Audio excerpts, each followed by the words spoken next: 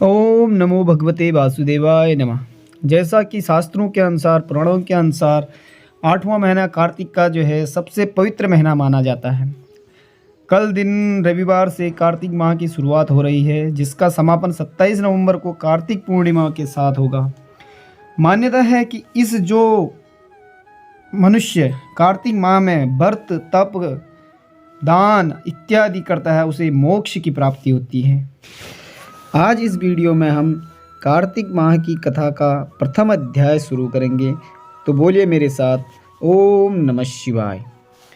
एक समय की बात है, नैमिषारण्य तीर्थ में सौनकादिक 88,000 ऋषियों ने पुराण से श्री सूत जी से पूछा कि हे सूत जी, इस कलयुग में वेद विद्या रहित मनुष्यों को प्रभु भक्ति किस प्रकार मिलेगी तथा उनका उद्धार कैसे होगा। हे मुनिश्रेष्ठ, ऐसा कोई व्रत अथवा तप कहिए जिसके करने से थोड़े ही समय में पुण्य प्राप्त हो तथा मनवांछित फल भी मिले। हमारी प्रबल इच्छा है कि हम ऐसी कथा सुनें। तो सर्वज्ञाता श्री सूत जी ने कहा, हे वैष्णवों, मैं पूज्य, आप सबने प्राणियों के हित की बात पूछी है। अब मैं उस श्रेष्ठ व्रत को आपसे कहूँगा जिसे नारद जी के पूछने पर लक्ष्मी नारायण भगवान ने उन्हें बताया था। उसकी कथा इस प्रकार से है, आप लोग बहुत ध्यान से सुने। एक समय देवर्षि नारद जी दूसरों के हित की इच्छा से सभी लोगों में घूमते हुए मृत्युलोक में आ पहुँचे। यहाँ अनेक योनियों में जिनमें प्राय सभी मनुष्यों को अपने कर्मों के अनुसार कई दुखों से पीड़ित देखकर उन्होंने विचार किया कि यत्न करने से प्राणियों के दुखों का नाश होगा। ऐसा मन में विचार कर श्री नारद विष्णु लोक गए। वहाँ श्वेत वर्ण और 4 भुजाओं वाले देवों के ईश नारायण को, जिनके हाथों में शंख, चक्र, गदा और पद्म थे तथा वरमाला पहने हुए देखकर स्तुति करने लगे। तब नारद जी ने कहा, हे भगवान, आप अत्यंत शक्ति से संपन्न हैं। मन तथा वाणी भी आपको नहीं पा सकती। आपका आदि मध्य अंत भी नहीं है। आप निर्गुण स्वरूप सृष्टि के कारण भक्तों के दुखों को नष्ट करने वाले हो। आपको मेरा नमस्कार है। अब नारद जी से इस प्रकार की स्तुति सुनकर विष्णु जी बोले, हे मुनि श्रेष्ठ, आपके मन में क्या है? आपका किस काम के लिए यहाँ आगमन हुआ है? आप निसंकोच कहें। तब नारद मुनि ने कहा, मृत्युलोक में सब मनुष्य जो अनेक योनियों में पैदा हुए हैं, अपने अपने कर्मों द्वारा अनेक प्रकार के दुखों से पीड़ित हैं। हे नाथ, यदि आप मुझ पर दया रखते हैं तो बताइए कि उन मनुष्य के दुख थोड़े से ही प्रयत्न से कैसे दूर हो सकते हैं। तो इतना सुनकर विष्णु भगवान जी बोले, हे नारद, मनुष्य की भलाई के लिए तुमने यह बहुत अच्छा प्रश्न किया है। जिस व्रत करने से मनुष्य मोह से छूट जाता है, वह व्रत मैं तुमसे कहना चाहता हूँ। तब श्री भगवान विष्णु ने बताया, हे नारद, मनुष्यों की भलाई के लिए तुमने यह बहुत अच्छा प्रश्न किया है। जिस प्रकार व्रत करने से मनुष्य मोह से छूट जाता है, वह व्रत मैं तुमसे आज कहना चाहता हूँ, जो कि बहुत पुण्य देने वाला है। स्वर्ग तथा मृत्यु दोनों में दुर्लभ एक उत्तम व्रत है, जो आज मैं प्रेमवश होकर तुमसे कहता हूँ। श्री सत्यनारायण भगवान का यह व्रत विधि इस प्रकार से है कि विधान पूर्वक संपन्न करके मनुष्य इस धरती पर सुख भोग कर मरने पर मोक्ष को प्राप्त होता है। श्री विष्णु भगवान के यह वचन सुनकर नारद मुनि बोले, हे भगवान, उस व्रत का फल क्या है? क्या विधान है? इससे पूर्व यह व्रत किसने किया है और किस दिन यह व्रत करना चाहिए? कृपया आप मुझे ये सारी चीज़ें विस्तार से बताइए। तो इतना सुनकर श्री विष्णु जी ने कहा कि हे नारद, दुख, शोक आदि दूर करने वाला यह व्रत सब स्थानों पर विजयी करने वाला है। भक्ति और श्रद्धा के साथ किसी भी दिन मनुष्य श्री सत्यनारायण भगवान की संध्या के समय ब्राह्मणों और बंधुओं के साथ धर्मपरायण होकर पूजा करे। भक्ति भाव से नैवेद्य, केले का फल, शहद, घी, शक्कर अथवा गुड़, जो चीज़ें भी हमारे पास होती है या जो भी सत्यनारायण की कथा में हम चीज़ें रखते हैं, उन चीज़ों को ला करके, सारी चीज़ें हम ला के रख सकते हैं, उसके साथ इस व्रत को शुरू कर सकते हैं। इन सब को भक्तिभाव से भगवान को अर्पण कर रहे हैं। बंधु बांधवों सहित ब्राह्मणों को भोजन करवाएं। इसके पश्चात स्वयं भोजन करें। रात्रि में नृत्य गीत आदि का आयोजन कर श्री सत्यनारायण भगवान का स्मरण करता हुआ समय व्यतीत करें। कलिकाल में मृत्युलोक में यही एक लघु उपाय है जिससे अल्प समय और अल्प धन में महान पुण्य प्राप्त हो सकता है। इस प्रकार यहाँ पर प्रथम अध्याय समाप्त होता है। अब हम दूसरे अध्याय का श्रवण करेंगे जो कि इस प्रकार से है।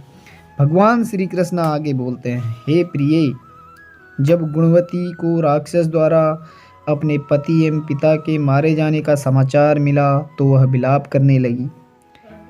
हे नाथ, हाँ पिता, मुझको त्याग कर तुम कहाँ चले गए? मैं अकेली स्त्री तुम्हारे बिना यहाँ अब क्या करूँ? अब मेरे भोजन वस्त्र आदि की व्यवस्था कौन करेगा? घर में प्रेम पूर्वक मेरा पालन पोषण कौन करेगा? जैसे कि कभी अपने पिता जो है छोड़ के, अपने जो गुरुजन हैं वो हमें प्रिय जो हैं वो छोड़ कर चले जाते हैं, जो दुख हमें होता है तो वैसी दुख पे वह रो रहे थे।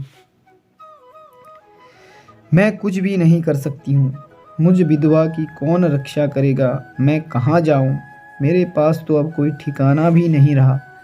इस प्रकार विलाप करते हुए गुणवती चक्कर खाकर धरती पर गिर पड़ी और बेहोश हो गई। बहुत देर बाद जब उसको होश आया तो वह पहले की भांति करुण विलाप करते हुए शोक सागर में डूब गई। कुछ समय के पश्चात जब वह संभली तो उसे ध्यान आया कि पिता और पति की मृत्यु के बाद मुझे उनकी क्रिया करनी चाहिए जिससे उनका लोकों में उद्धार हो सके। यह सब सोचकर उसने अपने घर का सारा सामान बेच दिया और उससे प्राप्त धन से अपने पिता एवं पति का श्राद्ध आदि कर्म किया। तत्पश्चात वह उसी नगर में रहते हुए 8 पहर भगवान विष्णु की भक्ति करने लगी।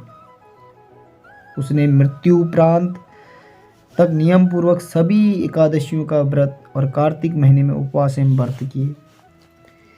तब श्री कृष्ण जी कहते हैं, हे प्रिय, एकादशी और कार्तिक व्रत मुझे बहुत ही प्रिय है। इनसे मुक्ति, भुक्ति, पुत्र तथा संपत्ति की प्राप्ति होती है। कार्तिक माह में जब तुला राशि पर सूर्य आता है तब ब्रह्म मुहूर्त में उठकर स्नान करने व व्रत व उपवास करने वाले मनुष्य मुझे बहुत प्रिय हैं, क्योंकि यदि उन्होंने पाप भी किए हों तो भी स्नान व व्रत के प्रभाव से उन्हें मोक्ष प्राप्त हो जाता है। कार्तिक में स्नान, जागरण, दीपदान तथा तुलसी के पौधे की रक्षा करने वाले मनुष्य साक्षात भगवान विष्णु के समान हैं। कार्तिक माह में मंदिर में झाड़ू लगाने वाले, स्वास्तिक बनाने वाले तथा भगवान विष्णु की पूजा करने वाले मनुष्य जन्म मरण के चक्कर से छुटकारा पा जाते हैं। यह सुनकर गुणवती भी प्रतिवर्ष श्रद्धापूर्वक कार्तिक का व्रत और भगवान विष्णु की पूजा करने लगी। तब श्री कृष्ण जी कहते हैं, हे प्रिय, एक बार उसे ज्वर हो गया था, वह बहुत कमज़ोर भी हो गई थी। फिर वह किसी प्रकार गंगा स्नान के लिए चली गई। गंगा तक तो वो पहुँच गई, परंतु ठंड के कारण वह बुरी तरह से काँप रही थी। इस कारण वह बहुत ही कमज़ोर और शिथिल हो गई। तब मेरे दूत उसे मेरे धाम में ले आए। तत्पश्चात ब्रह्मा आदि देवताओं की प्रार्थना पर जब मैंने कृष्ण का अवतार लिया तो मेरे गण भी मेरे साथ इस पृथ्वी पर आए, जो इस समय यादव हैं। तुम्हारे पिता पूर्व जन्म में देव शर्मा थे तो इस समय शस्त्राजित हैं। पूर्व जन्म में चंद्र शर्मा जो तुम्हारा पति था वह अब डाकू है। और हे देवी, तू ही वह गुणवती है। कार्तिक व्रत के प्रभाव के कारण ही तू मेरी अर्धांगिनी हुई है।